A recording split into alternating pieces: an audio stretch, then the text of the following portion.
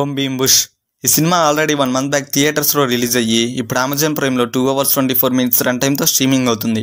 ఇంక ఈ సినిమా చూసిన తర్వాత నా ఒపీనియన్ చెప్పాలంటే అసలు మాకు లాజిక్తో పనే లేదు, ఎంటర్టైన్మెంట్ అండ్ కామెడీ మాత్రం ఉంటే చాలు అని అనుకునే వాళ్ళు ఈ సినిమా చూడొచ్చు. ఎందుకంటే ఆల్రెడీ వాళ్ళు ముందే చెప్పారు నో లాజిక్ ఓన్లీ మ్యాజిక్ అని. లేదు మాకు లాజిక్స్ కూడా కావాలని అనుకునే వాళ్ళకి ఈ సినిమా అయితే కొంచెం కష్టం. నా వరకు అయితే జస్ట్ ఓకే ఓటీటీనేగా బాగానే నవ్వుకున్నా. ఇంతకీ అసలు ఫ్యామిలీతో కలిసి చూడొచ్చా అంటే సాంగ్స్ మధ్యలో వచ్చే ఓవర్ ఎక్స్పోజింగ్ అండ్ ఇంకా కొన్ని అర్థం కాని ఆ బూతులు ఇవి తప్ప మిగతాదంతా చూడొచ్చు. అసలు బేసిక్ స్టోరీ ఏంటంటే కొంతమంది మంత్రగాళ్ళు భైరవపురం అనే గ్రామంలో ఊరి జనానికి ఏ సమస్య వచ్చినా తీరుస్తామని చెప్పి వాళ్ళను మోసం చేసి రోజుకి కొన్ని వేల రూపాయలు సంపాదిస్తారు. ఇది గమనించిన శ్రీ విష్ణు, ప్రియదర్శి అండ్ రాహుల్ వాళ్ళు కూడా వితౌట్ నాలెడ్జ్ తో ఒక వింత గెటప్ లో వచ్చి మేము కూడా మీ సమస్యలను తీరుస్తామని ఆ ఊర్లోనే సెటిల్ అవుతారు. అయితే వీళ్ళ వల్ల ఆ మంత్రగాళ్ళకి ఎలాంటి నష్టం వచ్చింది, వాళ్ళు అసలు వీళ్ళకి ఏ కండిషన్స్ పెట్టారు అనేది సినిమా స్టోరీ. ప్లస్ పాయింట్స్, సినిమాలో కామెడీ కొంచెం బాగానే వర్కౌట్ అయిందని చెప్పుకోవచ్చు.